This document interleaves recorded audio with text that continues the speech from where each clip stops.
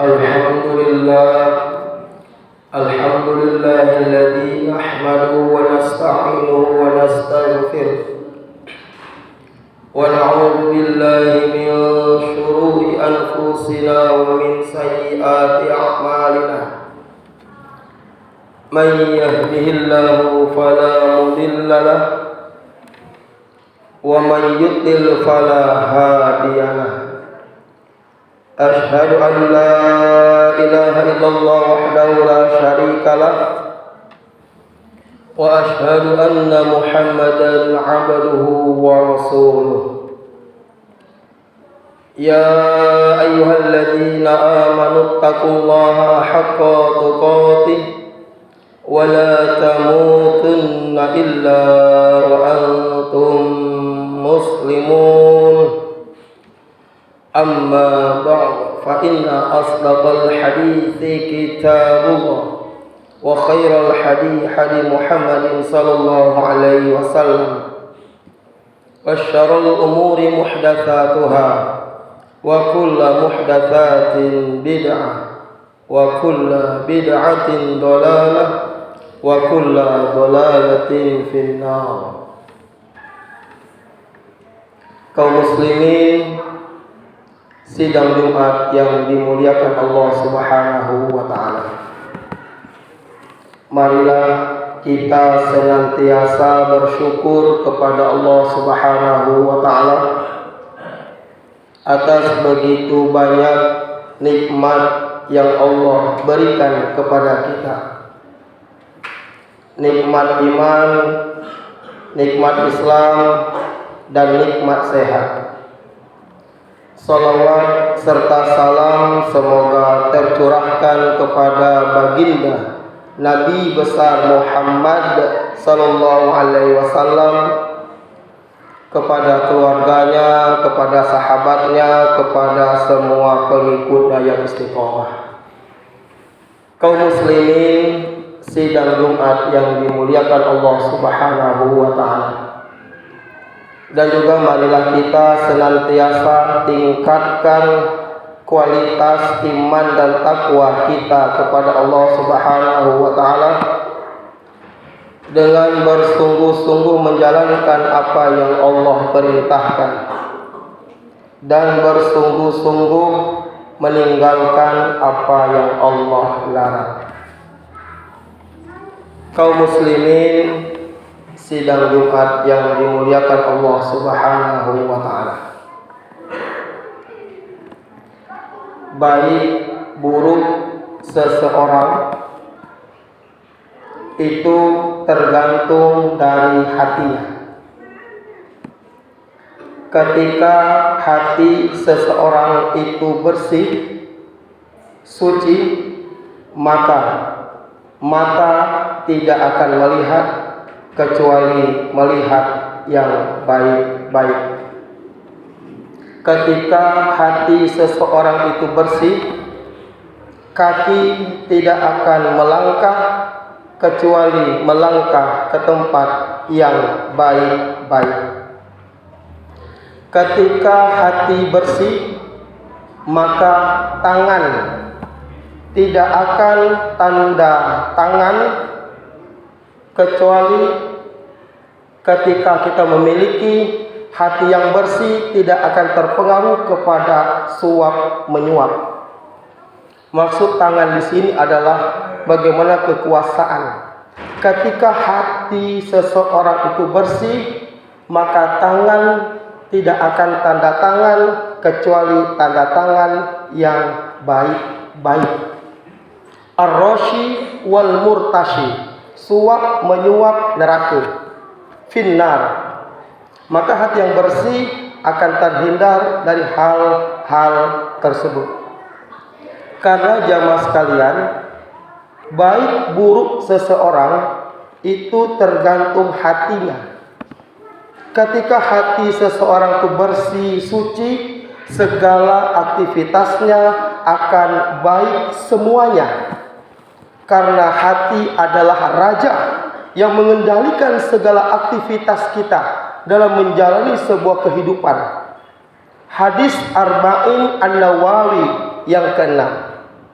Ala wa inna fil jasadi mudghatan idza salahat salahal jasadu kulluhu wa idza fasadat fasadal jasadu kulluhu ala wahiyal qalbu muttafaqun alaih. Ala wa inna fil jasadi mudghatan, ketahuilah di dalam tubuh ada segumpal daging. Idza salahat salahal jasadu kulluhu, jika segumpal daging itu bersih, maka bersihlah seluruh tubuhnya. Wa idza fasadat fasadal jasadu kulluhu, jika segumpal daging itu busuk, maka busuklah seluruh tubuhnya. Ala wahiyal qalbu, ketahuilah segumpal daging adalah hati. Kaum muslimin, sidang Jumat yang dimuliakan Allah Subhanahu wa taala. Ibnu Qayyim rahimahullah membagi hati menjadi 3. Kita sudah hafal pembagian ini, sudah sering kita dengar. Kata Ibnu Qayyim, yang pertama qalbun salim, hati yang selamat, hati yang bersih. Yang kedua qalbun marid, hati yang sakit. Yang ketiga qalbun mayyit, hati yang mati. Yang pertama qalbun salim, hati yang selamat, hati yang bersih. Jamaah sekalian, qalbun salim ini hati yang mudah melakukan ketaatan kepada Allah. Kalau orang memiliki hati yang bersih, mudah taat kepada Allah. Kaki nyaman ke masjid, mata dak ngantok baca Quran, telinga bilong dak gelisah mendengar ceramah, karena hatinya bersih, mudah taat kepada Allah. Bahkan hati yang bersih ini bergetar ketika mendengar nama Allah. Al-Anfal ayat 2. Innamal mu'minuna alladzina idza dzukirallahu wajilat qulubuhum wa idza tuliyat 'alaihim ayatu zadatuhum imanan wa 'ala rabbihim yatawakkalun. Jadi hati yang bersih ini jamaah sekalian, innamal mu'minuna alladzina idza dzukirallahu wajilat qulubuhum, sesungguhnya orang mukmin itu ketika disebut nama Allah, wajilat qulubuhum, bergetar hatinya, ada sinyal hatinya. Ketika dibacakan ayat-ayatnya kepada mereka, zadathum imana, bertambah keimanan mereka, wa 'ala rabbihim yatawakkalun, kepada Allah mereka bertawakal. Kita sering mengingatkan, sering diingatkan. Setiap hari jamaah sekalian, kita mendengar nama Allah, tetapi karena kesombongan dalam hati kita, kebusukan dalam hati kita, azan lewat begitu saja. Ketika azan berkumandang, hayya 'alas shalah, hayya 'alal falah, kini ya Allah, kami lagi meeting, kami lagi rapat ya Allah, kini baru kami lagi rapat, ini penting urusan ini. Tidak ada yang lebih penting kecuali Allah Subhanahu wa ta'ala. Hidup ini sementara ya Allah, sementara. Banyak saudara kita mati mendadak. Sadarkan jiwa kita, sadarkan hati kita. Maka qalbun salim itu sadar hakikat kehidupan. Wa ma khalaqtul jinna wal insa illa liya'budun. Tidak aku ciptakan jin dan manusia kecuali beribadah kepadaku. Maka khotib sering sampaikan, pimpinan rapat yang cerdas, ketika azan berkumandang, dia menyampaikan kepada anak buahnya, wahai anak buahku, wahai perangkat-perangkatku, azan sudah memanggil kita, Allah memanggil kita, rehat sejenak. Ini pimpinan yang cerdas, yang susah didapatkan, susah langkah didapatkan pemimpin yang seperti ini. Ketika sebelum azan berkumandang, wahai anak buahku, perangkat-perangkatku, yuk kita rehat sejenak. Nanti setelah zuhur kita lanjutkan rapat kita. Kita berdoa kepada Allah, semoga Allah beri pemimpin yang benar-benar bertakwa kepada Allah Subhanahu wa taala, yang mengajak umat, yang mengajak masyarakat taat kepada Allah Subhanahu wa taala. Itu hati yang bersih. Wa ma khalaqtul jinna, dia tahu hakikat kehidupannya. Yang kedua, qalbun marid, hati yang sakit. Hati yang sakit ini jamaah sekalian, ini sifatnya mut-mutan. Mun di mut di salat, dak mut dak salat. Mun mut baca Quran, dak mut dak baca Quran. Karena hatinya berpenyakit. Kita disibukkan dengan makanan fisik kita. Itu tidak salah, harus kita beri makan fisik kita. Itu syariat kita. Tetapi banyak di antara kita mengabaikan makanan hati.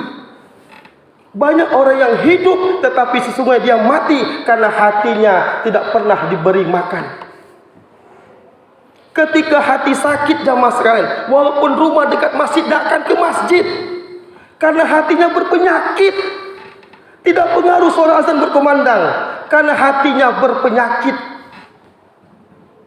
Ketika di Masjid Abdul Hadi ini jamaah sekalian, Jalan Munir ini, ketika masyarakatnya qalbun salim, hati yang bersih, insya Allah zuhur pasti ramai, asar pasti ramai, maghrib pasti ramai, isya pasti ramai, subuh apalagi pasti ramai. Ketika masyarakatnya memiliki hati qalbun yang salim. Tetapi terkadang kita hanya disibukkan makanan fisik, lupa makanan hati. Apa makanan hati?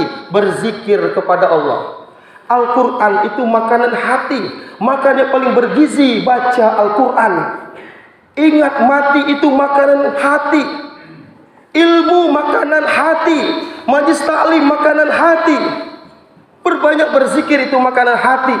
Berilah makanan hati dengan perbanyak berzikir kepada Allah. Insya Allah dari qalbun marid menjadi qalbun salim, hati yang bersih, mudah taat kepada Allah. Ketika hati tidak diobati, maka akan menjadi qalbun mayyit, hati yang mati. Lah bahaya mun hati lah mati ini jemaah sekalian. Tidak bisa lagi membedakan mana baik, mana buruk, halal, haram, haram. Tidak lagi bisa membedakan. Ini hati orang-orang yang kafir. Innal ladzina kafaru sawa'un 'alaihim a'anzartahum am lam tunzirhum la yu'minun.